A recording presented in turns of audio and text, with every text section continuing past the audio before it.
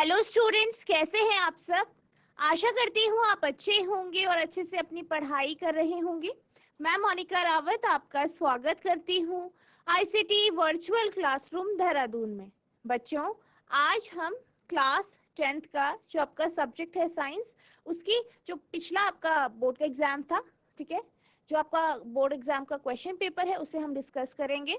ठीक है, तो बच्चों अब हम चलते हैं अपने स्मार्ट बोर्ड की ओर।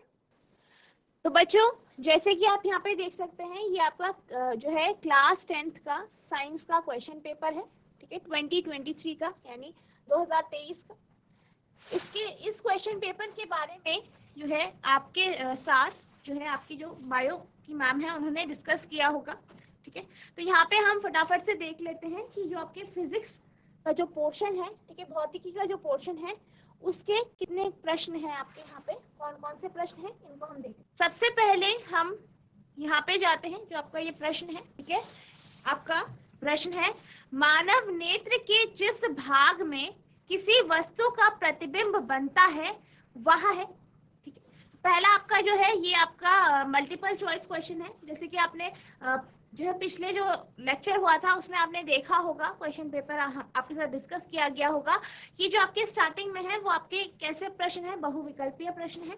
तो यहाँ पे हम तो डिस्कस करेंगे। जैसे आपका ये प्रश्न हो गया, आपका इसका अगला जो प्रश्न है, अगला जो यहाँ पे आपका प्रश्न है, ठीक है, अगला प्रश्न आपका जो है ये 4 प्रश्न जो है विद्युत प्रतिरोध का एसआई मात्रक। ठीक है, ये आपके जो है यहाँ पे आप देख सकते हैं, ये आपके भौतिकी के प्रश्न है। ठीक है, तो इन प्रश्नों को ही हम डिस्कस करेंगे। कुछ आपके यहाँ पे आप देख सकते हैं, कुछ आपके मल्टीपल चॉइस क्वेश्चंस में है। ठीक है, कुछ क्वेश्चंस आपके 1 मार्क्स के भी हैं यहाँ पे। ठीक है, कुछ 1 मार्क्स के क्वेश्चन आपको यहाँ पे दिखाई दे रहे होंगे।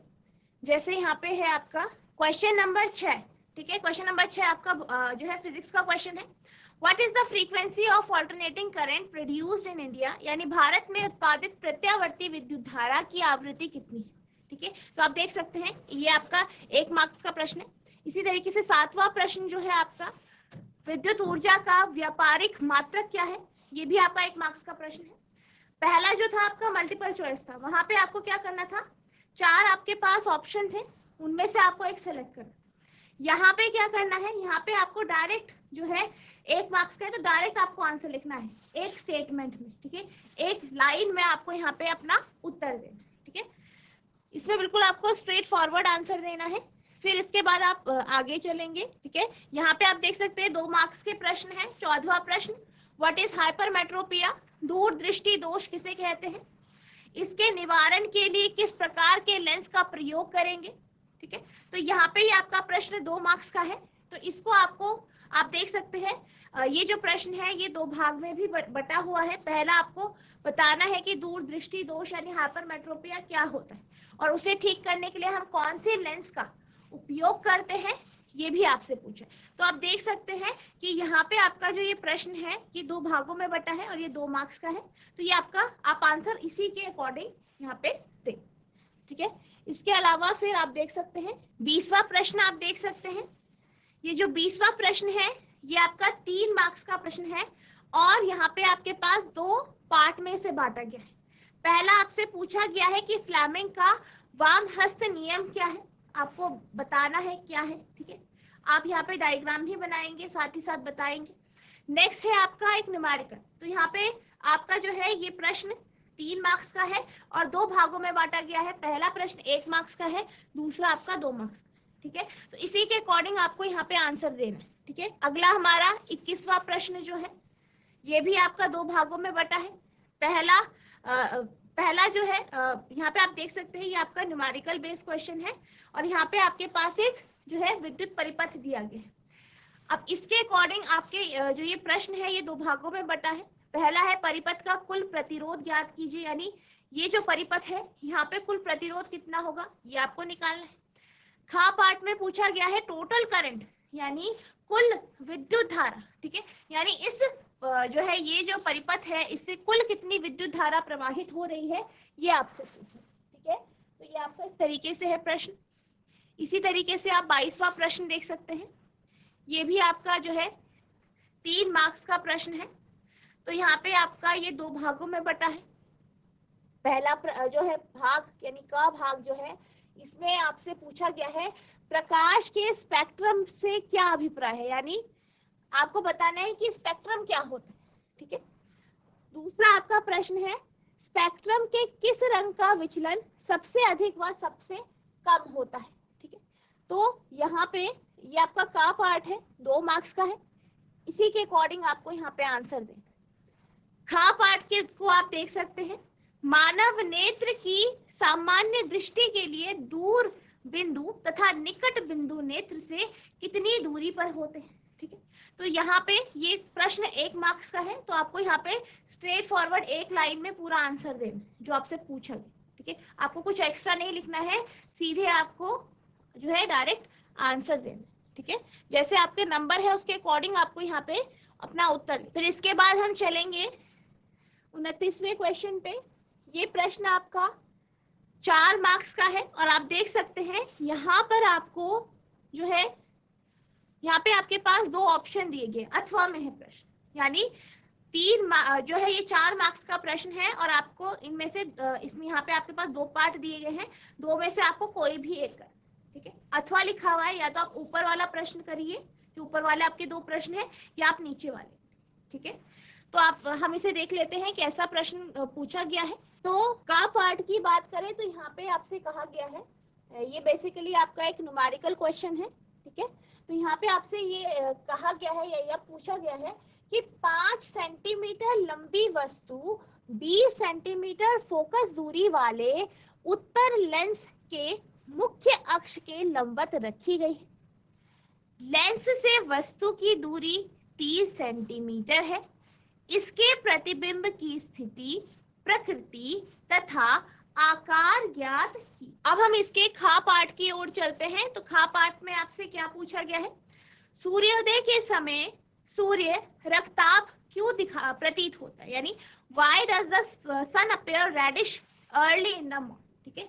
तो आप देख सकते हैं यहाँ पे आपके पास इस तरीके से यहाँ पे प्रश्न पूछा गया है। ये आपका पिछले साल का प्रश्न पत्र है।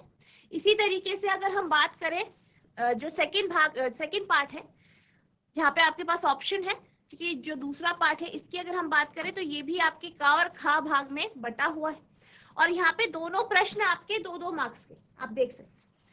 तो का पार्ट में आपसे कहा गया है draw only ray diagram to show the formation of image of an object by a convex lens when object is placed, यानी एक उत्तल लेंस द्वारा किसी वस्तु को निम्नलिखित स्थितियों में रखने पर प्रतिबिंब के बनने के लिए केवल किरण आरेख बनाइए जब वस्तु, यानी यहाँ पे आपसे क्या बोला गया है, रे डायग्राम के बारे में कहा गया।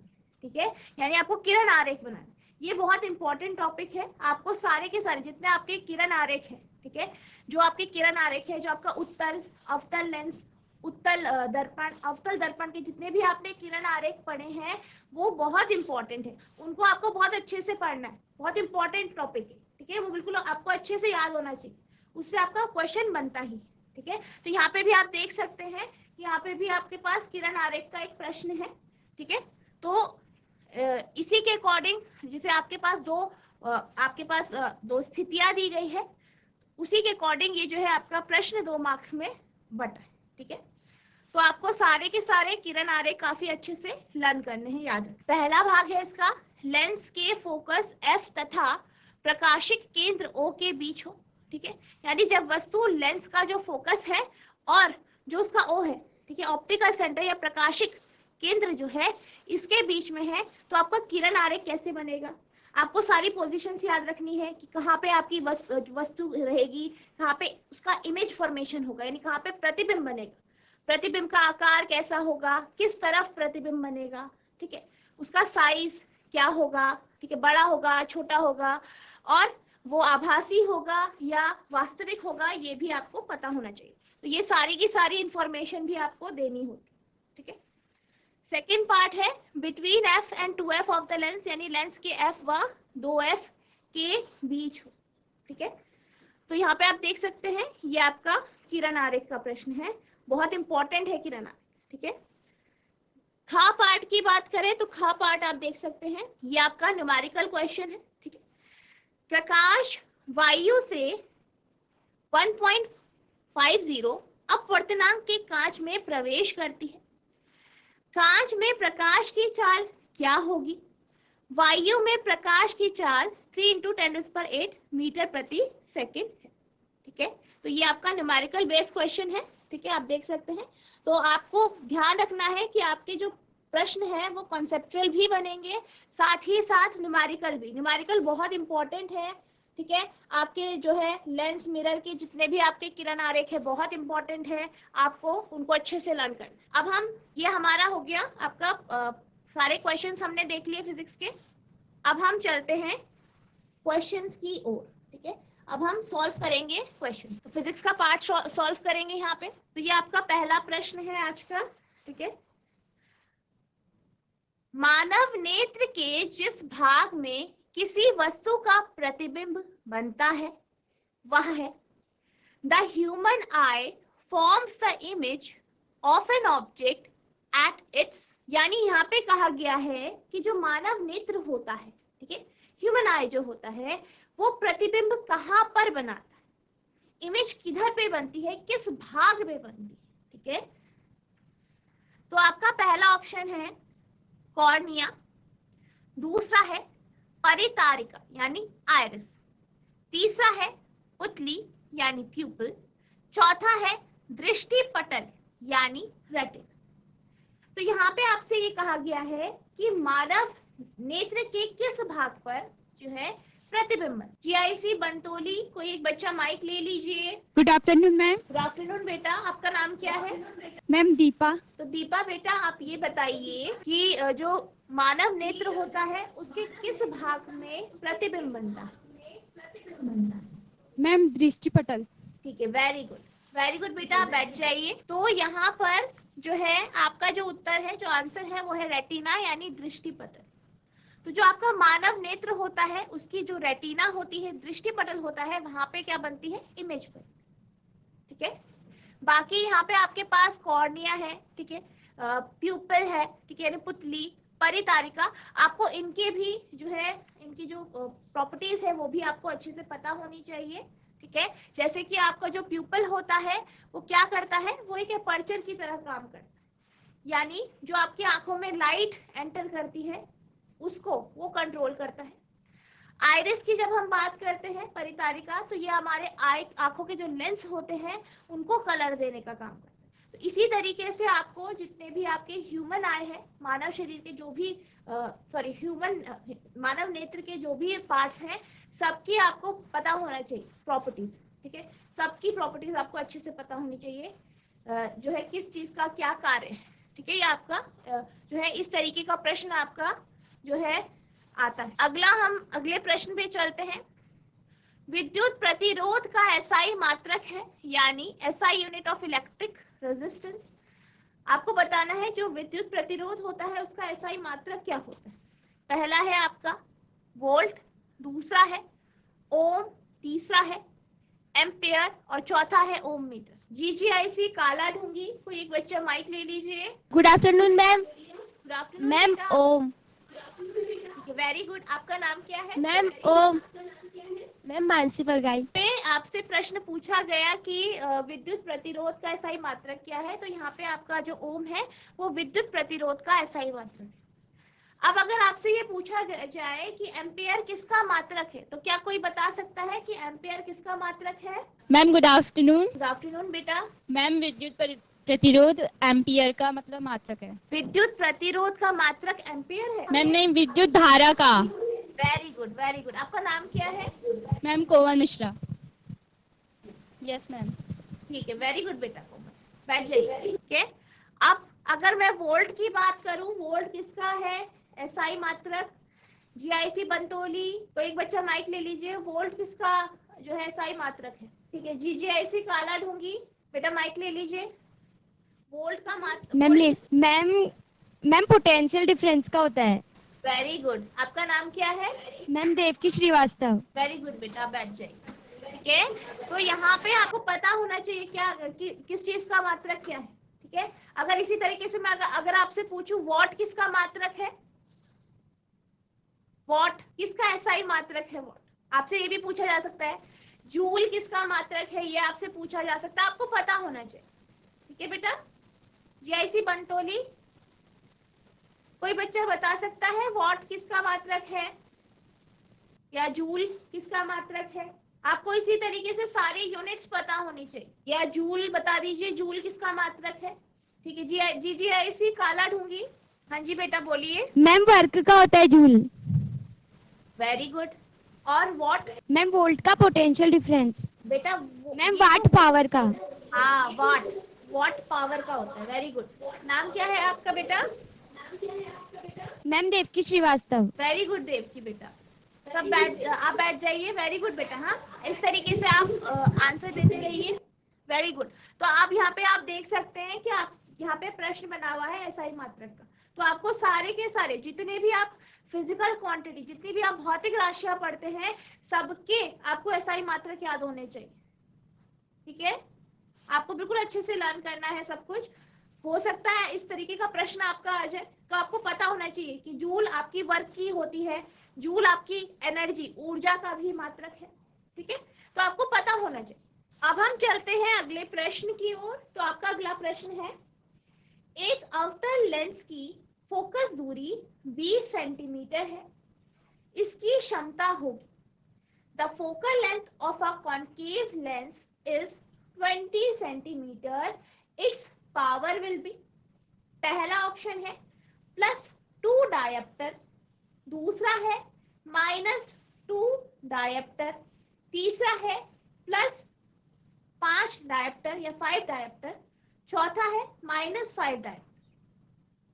आपको इन क्वेश्चंस को नोट भी करना है। अगर आपके पास क्वेश्चन पेपर है तो आप वहीं पे टिक कर लीजिए, अगर नहीं है तो आप इसे नोट कीजिए अपनी नोटबुक में।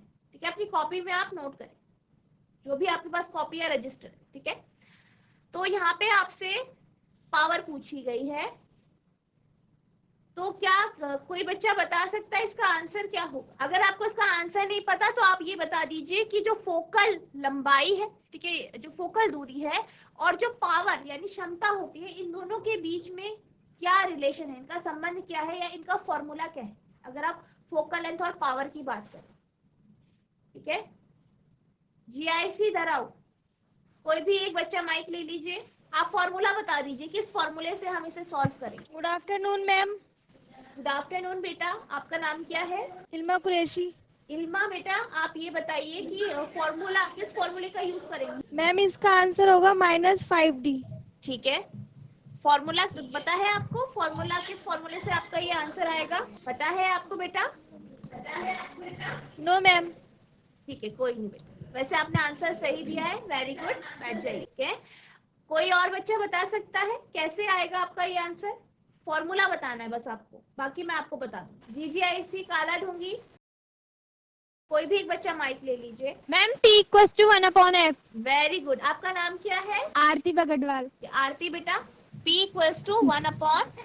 वेरी गुड, बैठ जाइए। ठीक है, अब हम इसे सॉल्व करके देखते हैं कि आखिर आपका -5 डायप्टर कैसे आए।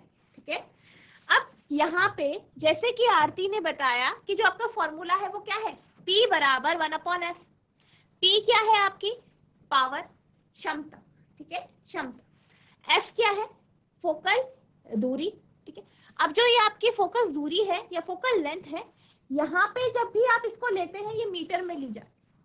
अब आप यहाँ पे प्रश्न देख सकते हैं, प्रश्न में जो आपके पास कॉन्केव लेंस की जो फोकल लेंथ दी गई है, जो आपकी जो है फोकस दूरी दी गई है, वो सेंटीमीटर में दी गई। यानी आपको क्या करना है, इसे मीटर में परिवर्तित करना। तो क्या दिया गया है, F =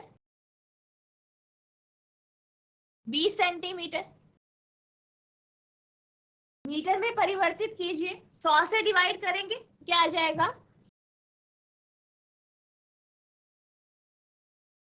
0.20 मीटर, मीटर में परिवर्तित करेंगे। अब यहाँ पे अगर हम F की बात करें, किसका है ये फोकल, जो फोकस लंबाई जो है या फोकल दूरी जो है, ये किसकी है? अवतल लेंस की। किसकी है? अवतल लेंस की है।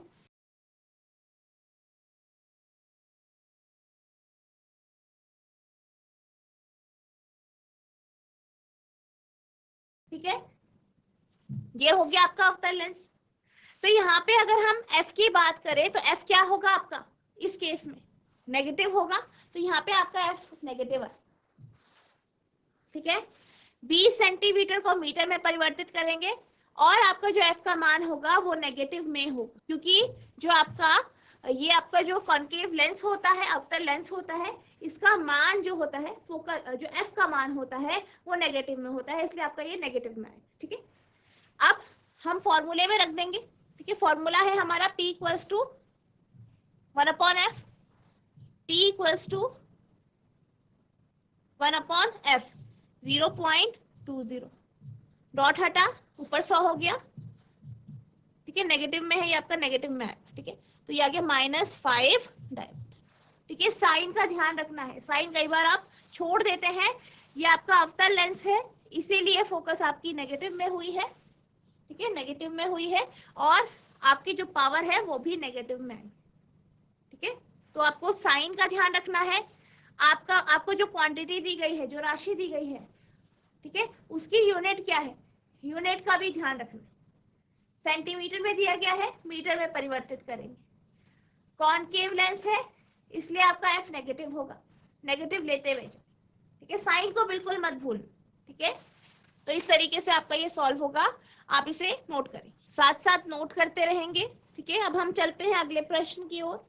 आई होप आपने नोट कर लिया होगा। आपका जो अगला प्रश्न है ये आपका छठा प्रश्न है, और यहाँ पे जो आपका प्रश्न है, यहाँ पे आपसे पूछा गया है, भारत में उत्पादित प्रत्यावर्ती विद्युत धारा की आवृत्ति कितनी है? What is the frequency of alternating current produced in India? यानी भारत में जो प्रत्यावर्ती धारा जो है उसकी आवृत्ति कितनी? जीआईसी बांचुरा, क्या कोई बच्चा इस क्वेश्चन का आंसर दे सकता है? एसी करंट की आवृत्ति कितनी होती है भारत? अच्छा, आप ये बता दीजिए कि जो है आपको एसी करंट यानी प्रत्यावर्ती विद्युत धारा आपको कहाँ से प्राप्त होती है, इसके स्रोत क्या है, इसके स्रोत बता दीजिए। और अगर आपको फ्रीक्वेंसी पता है, 50 हर्ट्ज। बेटा आपने क्या बोला, आप फिर से रिपीट कीजिए। 50 हर्ट्ज। ठीक है, 50 हर्ट्ज, ठीक है, वेरी गुड, आपने सही उत्तर दिया है। क्या आप बता सकते हैं एसी के स्रोत क्या है? जनित्र। जनित्र। कौन सा जनित्र? विद्युत जनित्र। आपके पास जो विद्युत धारा होती है दो प्रकार की होती है, एक ऑल्टरनेटिंग करंट होती है प्रत्यावर्ती धारा, दूसरी होती है आपकी डायरेक्ट करंट। तो आप ये बताइए, मतलब आपको बताना है कि कहाँ से आपको मिलती है एसी, आपके घरों तक जो बिजली आ रही है वो किस प्रकार की है, बिजली है किस प्रकार की विद्युत धारा है? प्रत्यावर्ती। ठीक है, वेरी गुड। तो ये आपके घरों में जो बिजली आ रही है ये कहाँ से आ रही है, कहाँ पैदा हो रही है ये बिजली? बेटा आपका नाम क्या है? समीर कुमार। वेरी गुड बेटा, आपने आंसर बिल्कुल सही दिया। आपने ये भी बताया कि जो हमारे घरों तक बिजली आ रही है वो एसी है, ठीक है, एसी करंट है, प्रत्यावर्ती विद्युत धारा। वेरी गुड, आप बैठ जाइए, ठीक है, वेरी गुड, आपने आंसर सही से दिया। कैसी बनभूलपुर, ठीक है बेटा, माइक ले। मैम पावर हाउस था। ठीक है, पावर हाउस, जैसे एग्जांपल दीजिए आप। बिजली घर जैसे मैम। बिजली घर में कहाँ से आती है बेटा, आपके घरों में जो बिजली मैम बिजली विभाग बिजली विभाग ट्रांसफार्मर के थ्रू। ठीक है, ट्रांसफार्मर के थ्रू आती है, पर ये पैदा कहाँ होती है? पैदा कहाँ होती है? मैम डेमो से वाटर द्वारा मैम वो होता है। हाँ, वेरी गुड। तो उसको क्या बोलते हैं, उस जगह को क्या बोलते हैं जहाँ पे? और कोयले से भी। हाँ, कोयले से भी होती है, वेरी गुड जी मैम। कोयले से भी होती है, बिल्कुल सही आंसर दिया। भाप से भी बनती है। भाप से, जब आप थर्मल पावर प्लांट जो होते हैं आपके, ठीक है, जहाँ आप कोयले से पैदा करते हैं, तो वहाँ पे वो भाप ही का यूज करके किया जाता है। तो आप उन जगहों का नाम बता सकते हैं? जी मैम, जी मैम। हाँ जी, बताइए। मतलब आपको ऐसी जगह नहीं बतानी, उनको क्या कहते हैं जहाँ आपकी एसी प्रोड्यूस की जाती है? हमारे पास एसी करंट है और डीसी करंट है, ठीक है, तो हमें एसी करंट कहाँ से मिलती है? मैम डैम्स, उसे बोलते हैं हाइड्रो पावर प्लांट, ठीक है, ओके, जल विद्युत ओके संयंत्र। मैम, जी मैम, वेरी गुड। आपका नाम क्या है? जी ma'am, thank you. Ali Hasan. Ali बेटा, वेरी गुड, आपने आंसर सही दिया, ठीक है। बस ये कि थोड़ा सा कोई नहीं, इतना चलता है, ठीक है, आप बैठ जाइए। तो यहाँ पे अगर हम बात करें ऑल्टरनेटिंग करंट की, एसी की, तो भारत में जो ऑल्टरनेटिंग करंट है, प्रत्यावर्ती धारा है, उसकी जो फ्रीक्वेंसी है वो 50 हर्ट्ज होती है। बिल्कुल सही ये उत्तर दिया गया है, ठीक है, आप इसका आंसर लिखेंगे। अब जैसे कि मैंने आपको बताया, हमारे पास एक होता है एसी यानी प्रत्यावर्ती धारा, और दूसरा क्या है आपके पास, डीसी। डीसी के जो सोर्स होते हैं, जो स्रोत होते हैं, वो है आपका बैटरी। बैटरी से आपको डीसी मिलती है, सेल से आपको डीसी मिलती है। एसी कहाँ से प्राप्त होती है? एसी आपको प्राप्त होती है आपके जो जल विद्युत संयंत्र है, यहाँ से आपको प्राप्त होती है, ठीक है। ताप विद्युत संयंत्र,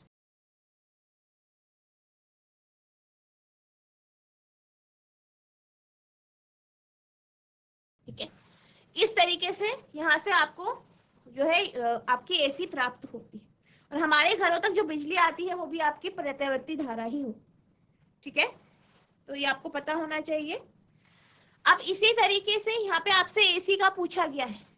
अगर आपसे ये पूछा जाए कि जो आपकी डीसी होती है, डीसी की फ्रीक्वेंसी क्या होती है, तो ये आपकी 0 हर्ट्ज होती है, ठीक है। डीसी की आपकी 0 हर्ट्ज होती है। डीसी यानी डायरेक्ट करंट,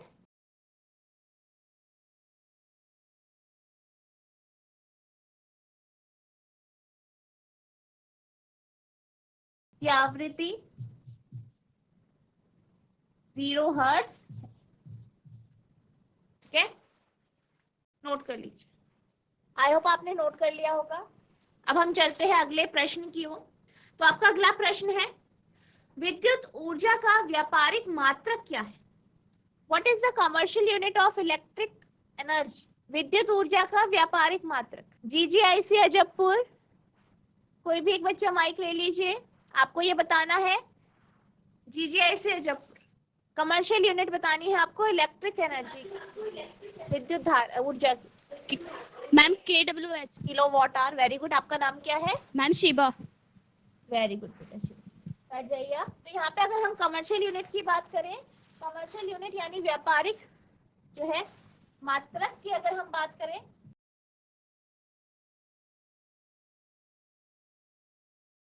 तो ये है आपका किलोवाट आवर, ठीक है, किलोवाट घंटा।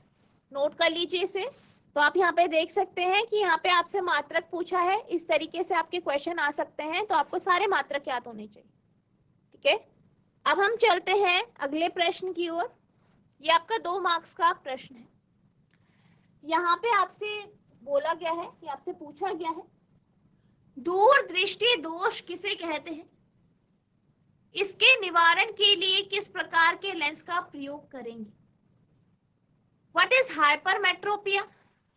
What type of lens is used for correcting hypermetropia? GIC बनभूलपुर, बेटा माइक ले लीजिए।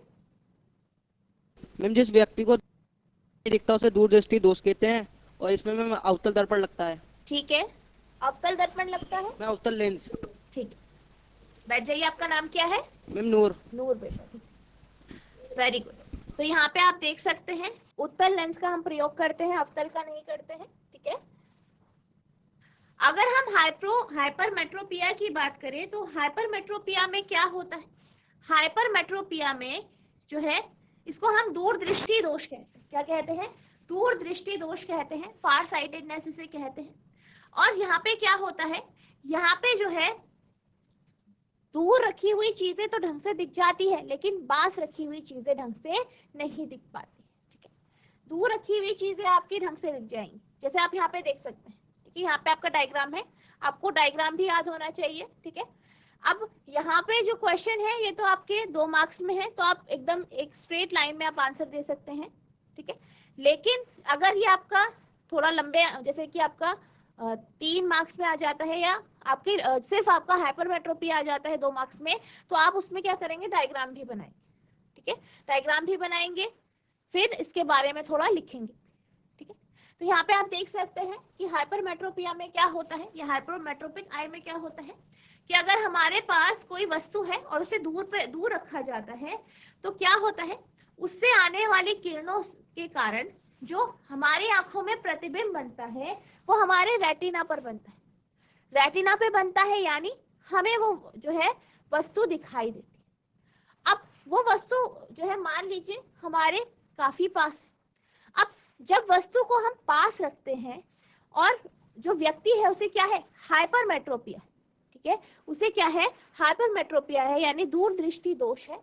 तो क्या होगा, जो उस वस्तु से किरणें आएंगी वो हमारी आंखों में आएंगी, ठीक है, वहां पे आपकी आंखों के लेंस में से जो है वो आपकी रिफ्रैक्ट होगी, रिफ्रैक्शन के बाद, ठीक है, अपवर्तन के बाद क्या होगा, एक प्रतिबिंब बनेगा। लेकिन क्योंकि वस्तु पास में है, अब इस कारण क्या होगा, जो प्रतिबिंब है वो हमारी रेटिना के पीछे बनता है, ठीक है, हाइपरमेट्रोपिया में रेटिना के पीछे बनता है। अब रेटिना के पीछे बना यानी रेटिना पे नहीं है, यानी हम उस चीज को, उस वस्तु को हम डिटेक्ट नहीं कर पाएंगे, हम पहचान नहीं पाएंगे, क्योंकि उसकी इमेज हमारी आंखों में बन नहीं रही है, ठीक है। तो हाइपरमेट्रोपिया में यही होता है कि दूर की चीजें आपको क्लियरली दिखती है लेकिन पास की नहीं दिखती। अब इसे हमें करेक्ट करना है, इसे ठीक करना है, तो हम क्या करेंगे, हम जो है यहाँ पर कॉन्वेक्स लेंस का यूज करेंगे, ठीक है, उत्तल लेंस का यहाँ पे यूज करेंगे। उत्तल लेंस के प्रयोग के कारण क्या होगा, हम पास रखी हुई चीजों को ठीक तरीके से जो है देख पाए, ठीक है। तो इस प्रकार से ये आपका डायग्राम बनता है। यहाँ पे आप देख सकते हैं, ये आपका करेक्शन के बाद जब हमने लेंस का यूज किया है उसके, ठीक है, तो ये आपका पूरा डायग्राम, ठीक है। अब यहाँ पे ये जो क्वेश्चन है, ये जो प्रश्न है वो आपका सिर्फ 2 मार्क्स का है। तो यहाँ पे आप डायरेक्ट हाइपरमेट्रोपिया के बारे में लिखेंगे और क्या लिखेंगे कि आप हाइपरमेट्रोपिया को ठीक कैसे, किस लेंस के का उपयोग करके, ठीक है। यहाँ पे मैंने कुछ थोड़ा डिटेल में दिया है, तो ये आपका इसलिए है कि अगर बाय चांस आपका लॉन्ग में आता है तो आप इस तरीके से इसे लिख सकते हैं, डायग्राम बना के और पूरा डिटेल, ठीक है। तो आप देख लेते हैं आंसर क्या है इसका। Far sightedness also known as long sightedness, hypermetropia or hyperopia is a condition of eye where distant objects are seen clearly but near object appears blurred। यानी दूर दृष्टि दोष, जिसे दीर्घ दृष्टि दोष, हाइपरमेट्रोपिया या हाइपरोपिया के नाम से भी जाना जाता है, आपकी एक ऐसी स्थिति है जहां दूर की वस्तुएं स्पष्ट दिखाई देती हैं लेकिन पास की वस्तुएं धुंधली दिखाई देती है। तो यहाँ पे क्या होता है, दूर रखी हुई वस्तु आपको क्लियरली दिखेगी बिल्कुल सही तरीके से, लेकिन पास वाली वस्तु नहीं दिखेंगी, ठीक। क्यों नहीं दिखेंगी, क्योंकि जो इमेज है वो रेटिना के बजाय आपके पीछे बन रही है, ठीक है, ध्यान रखना है। This blur is due to incoming light being focused behind instead on the retina due to insufficient accommodation by the lens. यह धुंधलापन लेंस द्वारा अपर्याप्त समायोजन के कारण आने वाली रोशनी के रेटिना पर केंद्रित होने के बजाय पीछे केंद्रित होने के कारण होती, ठीक है। तो इसलिए आपको क्या होता है, जो आपकी किरणें हैं वो कहाँ पे, आपकी रेटिना पे नहीं वो इमेज बनाती बल्कि पीछे बनाती। यही कारण है कि आपको वस्तु नहीं दिखती, ठीक है, इसे नोट करेंगे आप। अब जो दूसरा पार्ट है उसकी बात करते हैं।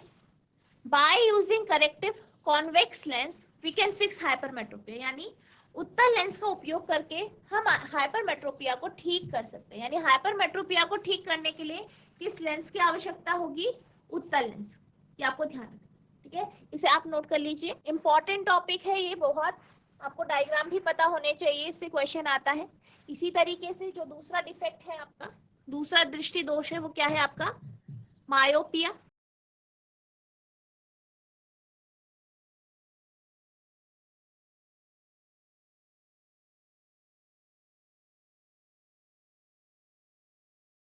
ठीक है, इसके बारे में भी थोड़ा सा डिस्कस कर लेते हैं, ठीक है।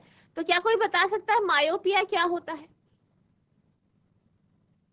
इंपॉर्टेंट टॉपिक है बेटा ये, ठीक है, आपको पता होना चाहिए, इससे क्वेश्चन आ सकता है। हाइपरमेट्रोपिया से आया है, मायोपिया से आ सकता है, आपको पता होना चाहिए।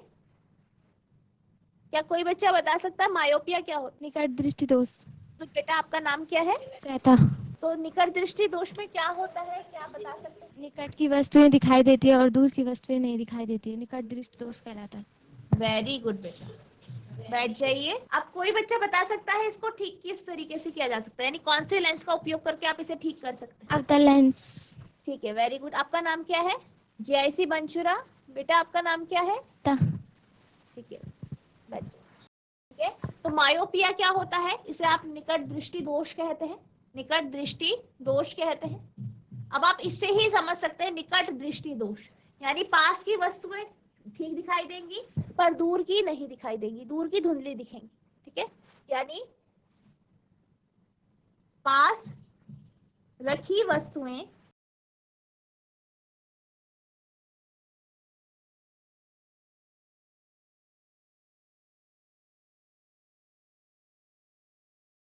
साफ तौर पर या साफ दिखाई देती है,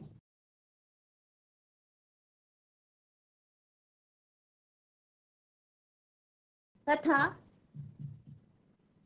दूर रखी वस्तुएं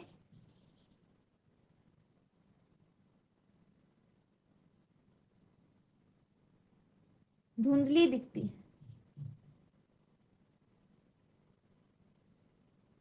ठीक है, इसको इंग्लिश में आप नियर साइटेडनेस भी कहते हैं।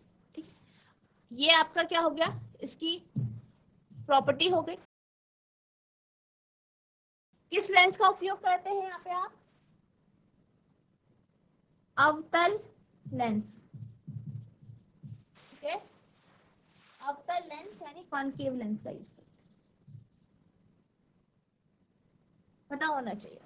ठीक है, इसके डायग्राम वगैरह आप अपनी बुक से देख सकते हैं। ठीक है, इंपॉर्टेंट टॉपिक है, याद होना चाहिए।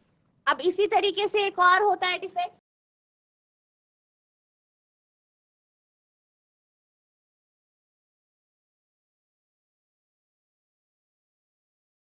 प्रेसबायोपिया।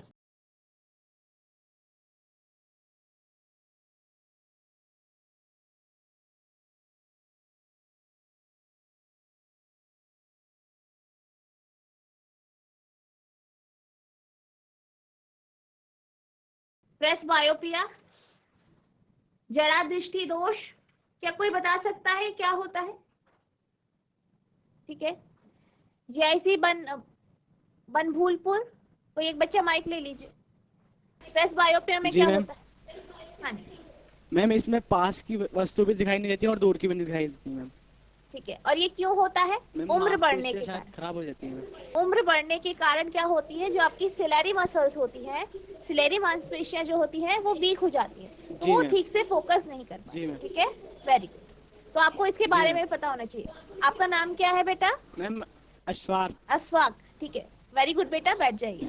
ठीक है, तो ये किस कारण होती है? उम्र बढ़ने के कारण होती है।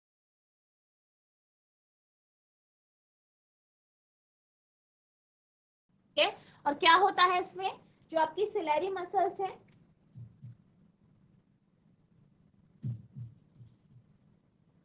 सिलेरी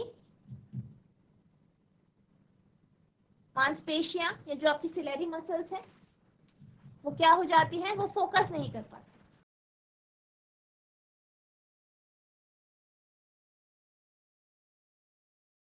तो इसके बारे में भी आपको थोड़ा पता होना चाहिए, इसे भी आप पढ़ेंगे। ठीक है, तो ये भी आपको पता होना चाहिए कि प्रेसबायोपिया भी होता है एक दृष्टि दोष। ठीक है, या आप कह सकते हैं जो सिलेरी मांसपेशियां है वो क्या हो जाती है, कमजोर हो जाती है। ठीक है, कमजोर हो जाती है, फोकस नहीं कर पाती है ठीक से।